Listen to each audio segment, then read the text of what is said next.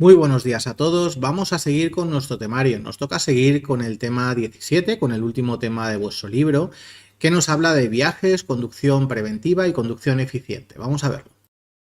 Tú no te preocupes, verás que apruebas en esta autoescuela. Siempre es así. Express. Comenzamos este tema hablando de los viajes. La preparación de un viaje largo por carretera debe tener varios aspectos a tener en cuenta. Y empezamos hablando pues de el estado del conductor. El conductor tiene que comenzar ese viaje estando descansado, tranquilo, sin prisas por llegar al lugar de destino, habiendo dormido lo suficiente, porque si no, evidentemente, su nivel de atención no va a ser adecuado. Y también tenemos que pensar en que el vehículo va a tener que estar también en un buen estado. Entonces, ahí ya sí que no sería el día anterior, sino unos cuantos días o incluso semanas anteriores vamos a tener que llevar el coche a revisión para que nos digan que todo está correcto, que no nos va a dar ningún fallo en principio. E incluso pues mirar la documentación, porque a lo mejor haya algo que ha caducado, como pueda ser el seguro, como pueda ser la ITV, y también pues tener esas semanitas de respuesta y poder arreglarlo. Si vamos a llevar un remolque o semirremolque con nosotros, también deberemos de mirar que todo lo del remolque esté en buen estado, ¿vale? Bueno, en cuanto a la elección del itinerario, los días, horas y carreteras a utilizar, bueno, pues nos dicen, en cuanto a los días y las horas, vamos a intentar evitar las operaciones salida y retorno, donde más acumulación de tráfico se forma en las carreteras. Entonces, si pudiésemos, si tenemos la opción de escoger un poquito los días y las horas en las que nos vamos a ir, pues mejor no coincidir con esos días en concreto para no quedarnos un montón de horas atascados en la carretera, ¿vale? En cuanto a la elección de las carreteras, lo mismo, vamos a intentar buscar las carreteras que nos den fluidez a la circulación, que no tengan problemas, entonces vamos a evitar carreteras con obras. Vamos a evitar carreteras donde a lo mejor haya habido un accidente o donde haya mucha retención. Para eso, claro, no lo podemos saber a veces nos lo encontramos, ¿no? Pero si nosotros vamos escuchando las emisoras de la zona que nos puedan indicar cómo está el tráfico, podemos evitar, por ejemplo, coger esas carreteras si ya nos van informando de que hay problemas en ellas, ¿vale? Si vamos a utilizar carreteras en las que a lo mejor nos vamos a encontrar con hielo, con nieve, pues será mejor que echemos unas cadenas en el maletero por si las llegáramos a utilizar.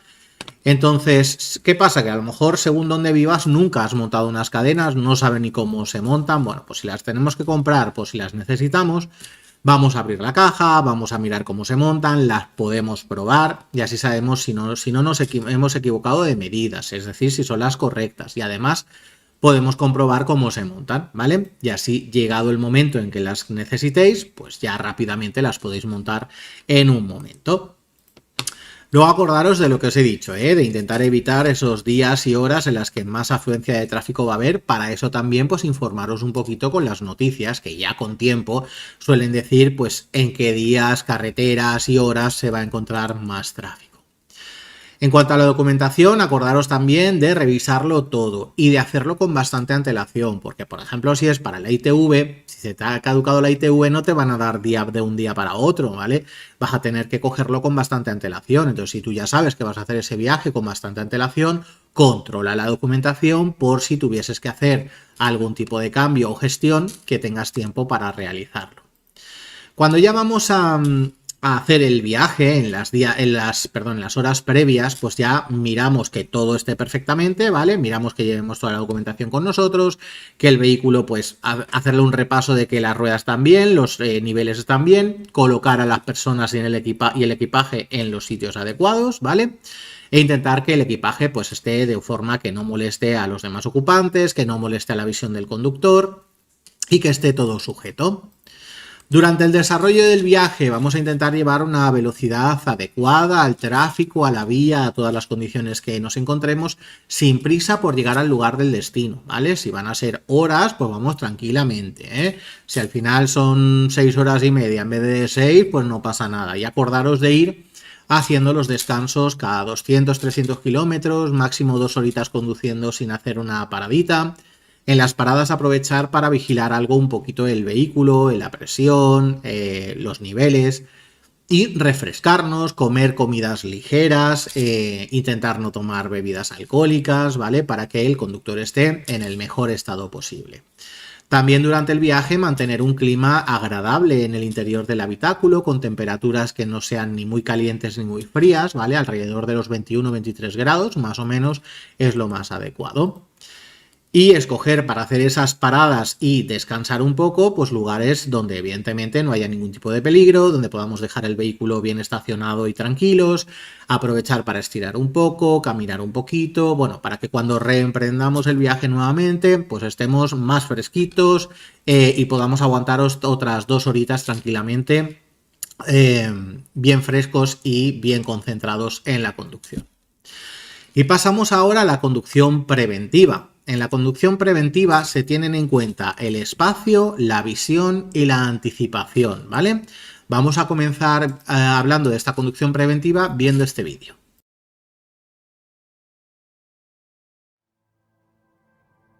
La conducción preventiva. Las técnicas de conducción preventiva se basan en 3 principios. Visión, que implica saber mirar para recoger la información necesaria y desechar la que pueda distraer de la conducción. Anticipación, para prever los movimientos y reacciones de los demás usuarios y adelantarse a ellos. Espacio, manteniendo las distancias de seguridad para poder actuar ante cualquier imprevisto.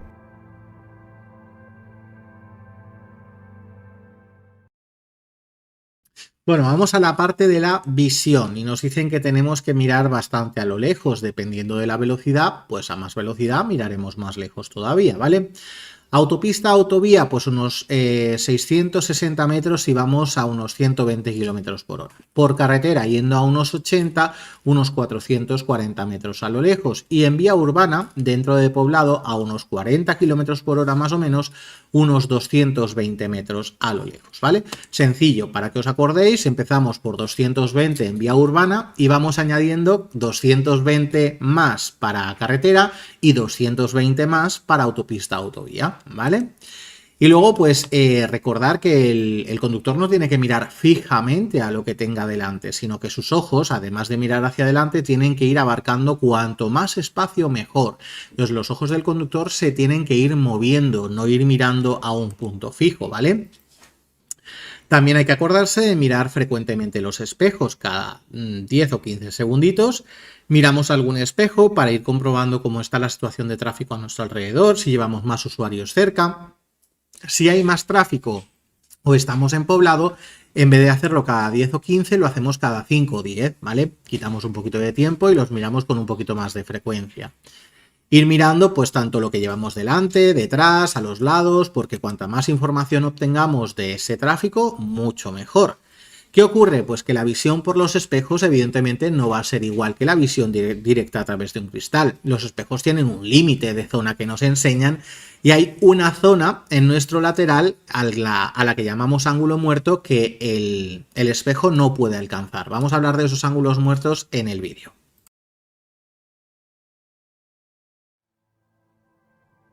Control del ángulo muerto. A pesar del buen reglaje de los retrovisores, siempre queda a cada lado del vehículo un espacio sin visión denominado ángulo muerto, que supone un peligro, ya que el conductor no puede ver lo que hay en esa zona. Los ángulos muertos son difíciles de anular, normalmente por la estructura del propio vehículo, y suponen un peligro, especialmente en los desplazamientos laterales. Para asegurarse de que no hay ningún vehículo en ese espacio, lo mejor es recurrir a la observación directa, girando la cabeza brevemente unos 45 grados como máximo para mirar a través de las ventanillas laterales. Bueno, como ayuda a tener esa visión o saber si hay alguien en esos ángulos muertos de los espejos, pues tenemos ya muchos vehículos a día de hoy que disponen de detector de ángulo muerto y llevan unos sensores en la parte de atrás que a través de una lucecita que vamos a tener en el espejo retrovisor, que se enciende en un tono rojito o naranja, pues podremos saber si hay alguien en esa zona, aunque por el espejo no lo veamos, ¿vale? Entonces ese sensor hace que esta luz se encienda cuando hay alguien en esa zona del ángulo muerto. Entonces así pues podemos saber si nos podemos mover o no. Vamos a la anticipación. Bueno, hay que intentar anticiparse a lo que podría llegar a suceder. ¿Por qué? Porque si no, si esperamos al momento en el que ya suceda lo que estamos pensando, pues a lo mejor ya no podemos reaccionar a tiempo, ¿vale? Y no podemos evitar el accidente. Por ejemplo, en el caso del dibujito, el vehículo azul tiene el stop, se tiene que detener, y el vehículo rojo sería el que tiene prioridad. Pero el vehículo rojo, su conductor, se acerca a la intersección mirando al azul, viendo su comportamiento y pensando, ¿y si no se para, qué puedo hacer? Pues probablemente modere la velocidad hasta estar seguro de que ese vehículo se detiene y le deja pasar, ¿vale? O incluso si estamos circulando y hay animales cerca de la zona de circulación, pues tenemos que prever ya que algún animal peligrosamente se nos pueda poner por delante del vehículo, entonces vamos a tener que moderar la velocidad y cuando pasemos por su lado, pues a mayor distancia mucho mejor y con poquita velocidad, ¿vale? Y adecuar la velocidad a todas las circunstancias que tengamos, ya sea de visión, del clima, de la adherencia al suelo, de cómo esté el conductor, de cómo esté el vehículo, de la carga, todo hay que tenerlo en cuenta para saber cuál es la velocidad adecuada en cada momento, ¿vale? Hacerse ver y entender por los demás. Vamos a ver cómo hacerlo en el vídeo. Hacerse ver y entender. Para que los demás usuarios puedan anticiparse, es necesario que vean el vehículo y conozcan las intenciones de su conductor, para lo que hay que hacer un uso adecuado de las luces, especialmente cuando se circula en condiciones de baja visibilidad. Evitar permanecer en el ángulo muerto de los retrovisores del otro vehículo.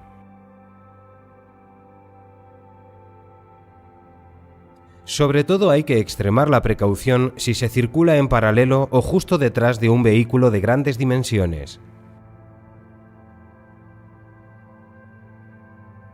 Y señalizar siempre las maniobras con antelación y mantener las indicaciones hasta que hayan finalizado.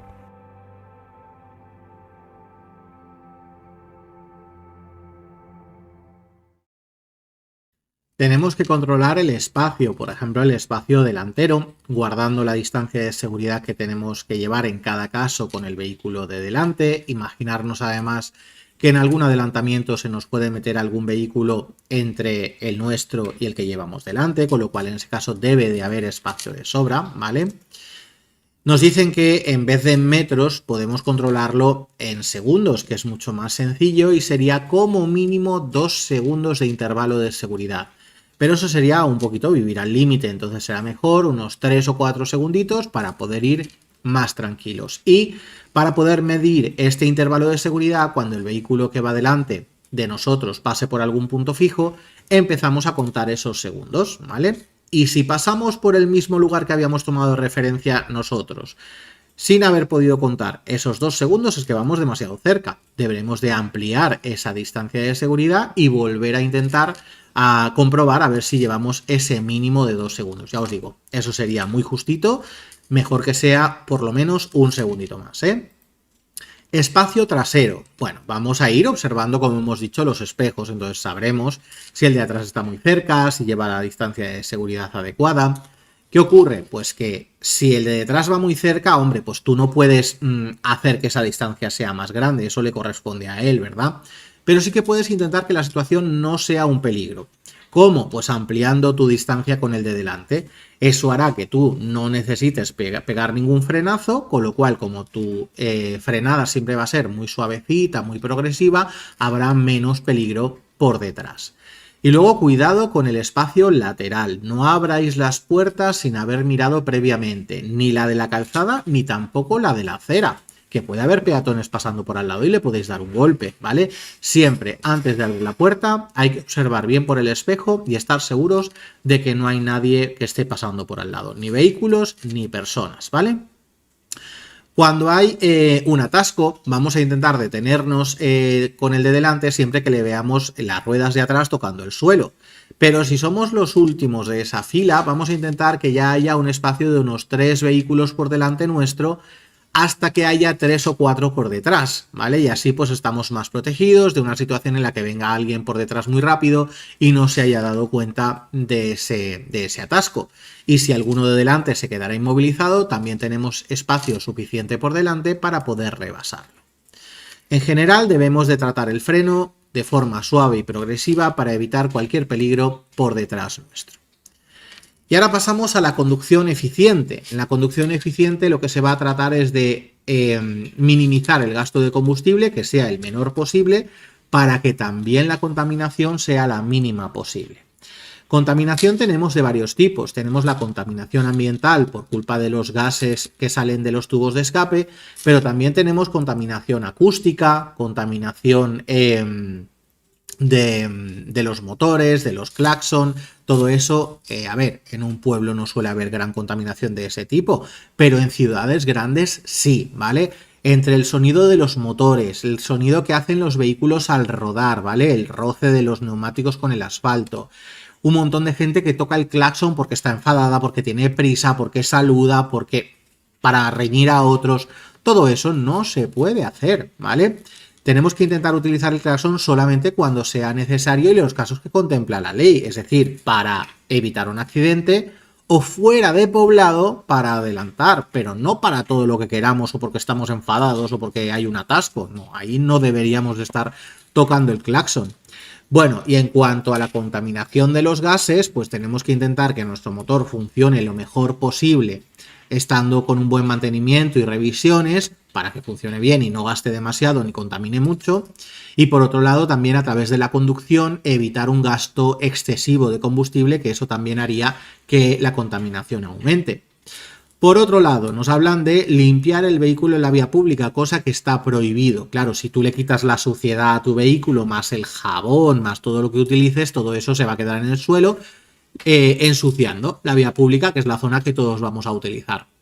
Y eso está prohibido, ¿vale? Si tú quieres lavar tu vehículo, tienes que ir a un centro de lavado o, pues si tuvieses una propiedad privada, ya ahí, en tu casa de campo, por ejemplo, haz lo que quieras. Si quieres lavar tu coche allí, eso ahí nadie te va a decir nada. Pero en la vía pública, prohibidísimo, ¿eh? Bueno, y nos hablan ahora del catalizador, responsable de eliminar en más del 90% los gases nocivos que salen al exterior. Esta pieza del tubo de escape es una pieza clave entonces para reducir esa contaminación que sale al exterior. ¿Qué ocurre? Pues que primero hay que tenerla en buen estado, obviamente, y por otro lado hay que saber que esta pieza, el catalizador, funciona perfectamente cuando ya está caliente. ¿Y cuándo se calienta? Cuando el motor se enciende. Entonces hay que esperar unos minutitos a que ese catalizador funcione al 100%.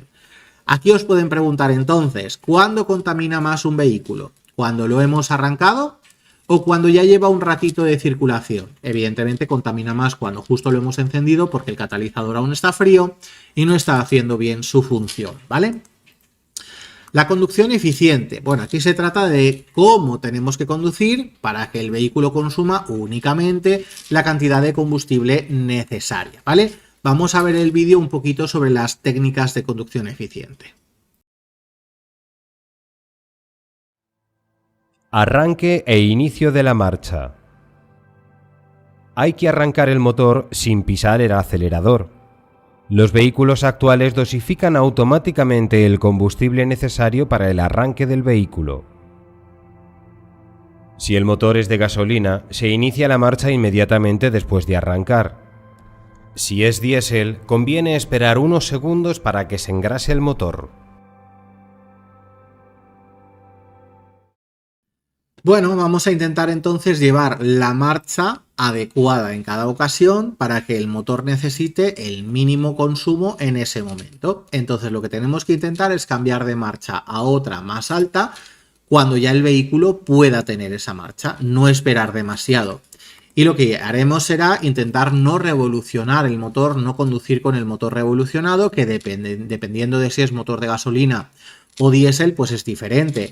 En un motor de gasolina, pues intentar no superar las 2500 revoluciones.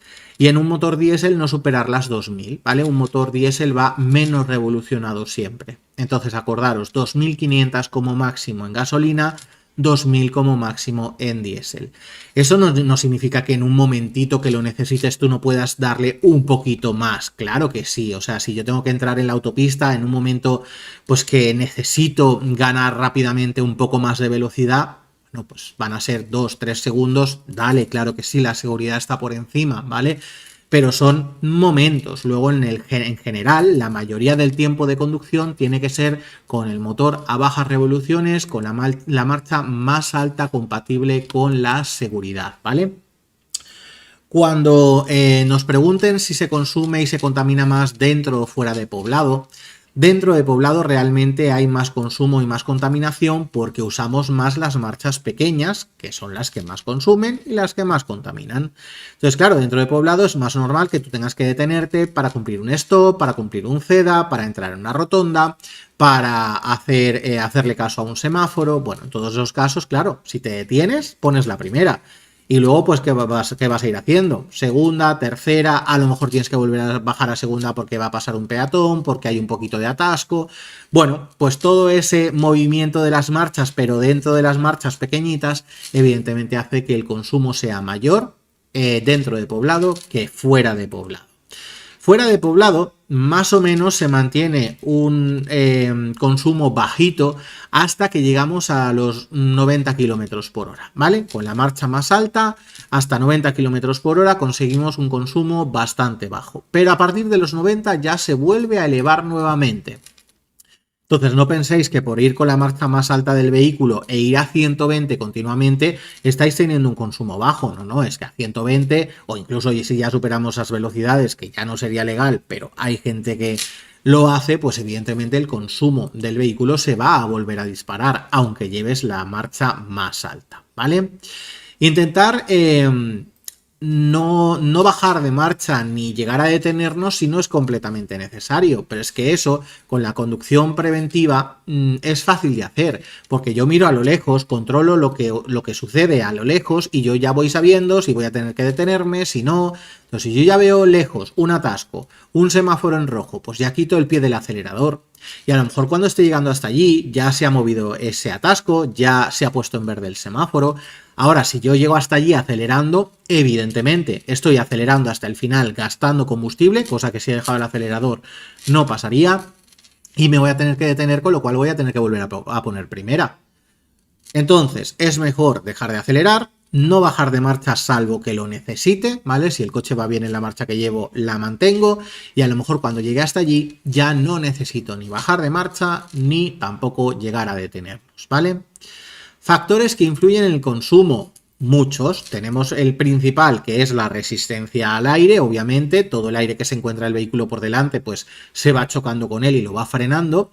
Aquí es importante entonces que no cambiemos la forma exterior del vehículo, ¿vale? No ponerle la vaca, por ejemplo, si no la vamos a utilizar, no llevar las ventanillas abiertas, que eso hace que el aire se cuele en el interior del habitáculo y se vaya frenando como un efecto paracaídas porque se choca con el cristal trasero, ¿vale? Entonces el coche iría siempre frenado si llevamos las ventanillas abiertas.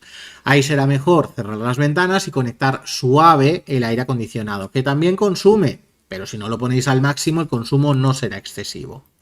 Si llevamos algún remolque, en el caso también de los camiones, que su parte trasera de caja de transporte suele ser más grande, pues todo ese aire se va chocando con el remolque, con la caja de transporte. Si le podemos añadir un deflector, que eso lo utilizan muchísimo los tractocamiones, es como una especie de visera que va encima de la cabina del conductor. Y ese deflector tiene una forma redondeada y lo que hace es que cuando el aire se choca contra ese deflector resbala por encima y se va por encima del remolque, ¿vale? Ya no se choca con la parte plana de ese remolque o semirremolque, ¿ok? Entonces pues se consumiría también menos combustible. Hacer un buen mantenimiento y revisiones cuando haga falta, ¿vale? Así lo que hacemos es que el motor funcione perfectamente. Si el motor va teniendo fallos, probablemente esos fallos le lleven a consumir y contaminar más. Si, como digo, hacemos un buen mantenimiento, evitamos esa posibilidad. Llevar los neumáticos con la presión adecuada. Cuando la presión es inadecuada, sobre todo cuando es menor de lo normal, al motor le va a costar más trabajo mover al vehículo, por lo cual eso se traduce en un mayor consumo, ¿vale? Bueno, y ahora en este vídeo nos van a enseñar otras cosas que pueden hacer que el consumo y la contaminación aumenten. Vamos a ver. Otros factores que influyen en el consumo. El uso del aire acondicionado y el climatizador aumenta significativamente el consumo de carburante.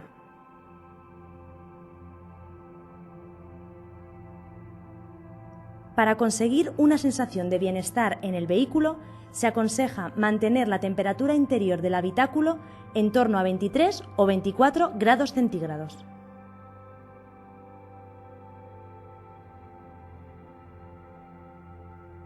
El peso de los ocupantes y de los objetos transportados en el vehículo, así como su distribución, también afectan de manera apreciable al consumo de combustible.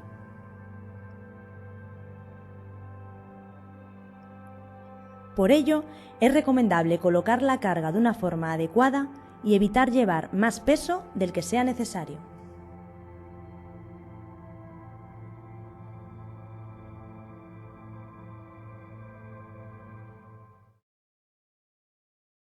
Y ahora vamos a ver las medidas de ahorro equivocadas, cosas que a veces algunas personas hacen pensando que se van a ahorrar un dinero y al final les va a salir más caro porque van a acabar haciendo una reparación y esa reparación será más costosa de lo que pensaban habiendo reducido el gasto de mantenimiento, por ejemplo, o utilizando gasolina de octanaje inferior a la recomendada por el fabricante. No, pues el fabricante te recomienda el uso de determinado aceite, el uso de determinado combustible, es porque es el que mejor le va a funcionar a tu vehículo y menos problemas les va a dar. Y si también te han dicho que hagas las revisiones o el mantenimiento a determinados kilómetros, alargarlo puede hacer al final y seguramente hará que el motor falle, que el vehículo tenga más problemas y al final se acabe haciendo una reparación, como digo, más costosa de lo que habría sido el mantenimiento, ¿eh? Mejoras técnicas que reducen el consumo. Tenemos, por ejemplo, el sistema Start and Stop, que lo que hace es que cuando estamos, por ejemplo, en un semáforo y sabemos que es un semáforo que dura bastante en rojo, ¿qué podemos hacer? En los vehículos que llegan a este sistema, dejamos la posición de punto muerto en la palanca de cambios, soltamos el embrague, simplemente mantenemos el freno para que el vehículo no se mueva y el motor se parará.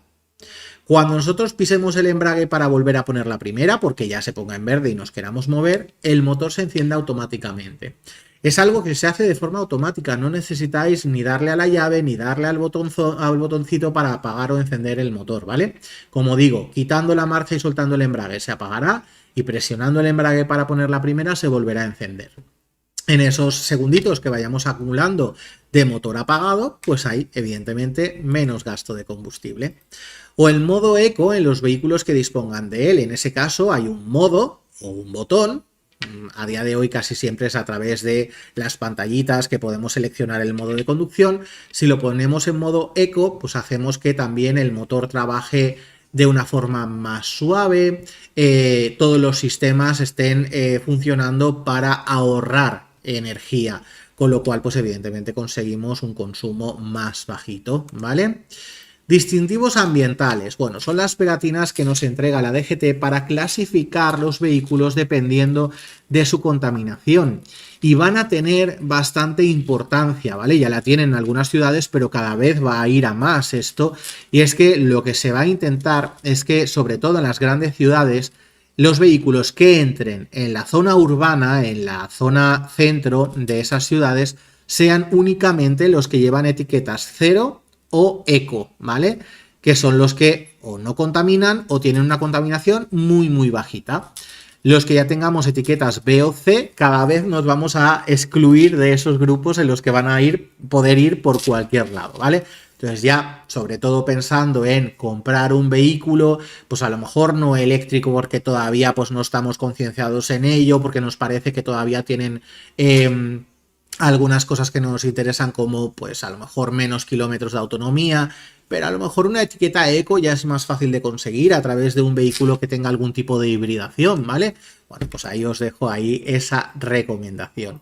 Y luego ya para finalizar el tema, hablamos de los vehículos de uso compartido. Y bueno, cuando vamos a hacer un viaje, si no tenemos un vehículo o no queremos usar el nuestro, se puede buscar la forma de utilizar un vehículo de uso compartido, hay aplicaciones para ello, en lo que, bueno, pues simplemente lo que se hace es utilizar un mismo vehículo para varias personas que vayan a hacer un viaje parecido y al final pues podamos hacerlo con un solo vehículo entre todos, ¿vale?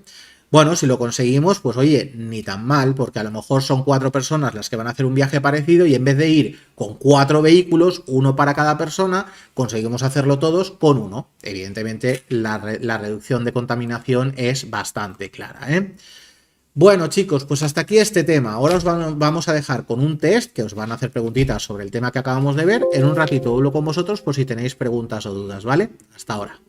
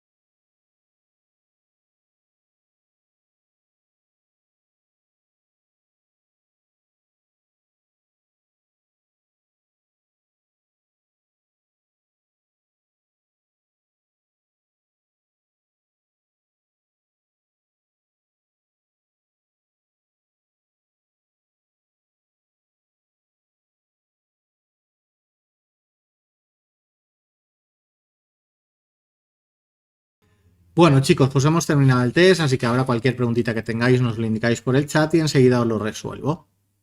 Bien, chicos, como vemos que no hay preguntas, nos imaginamos que lo tenéis todo súper claro, así que nada, esperarnos 2 minutitos, preparamos el siguiente tema, que ya pasamos al tema 1 y ahora volvemos.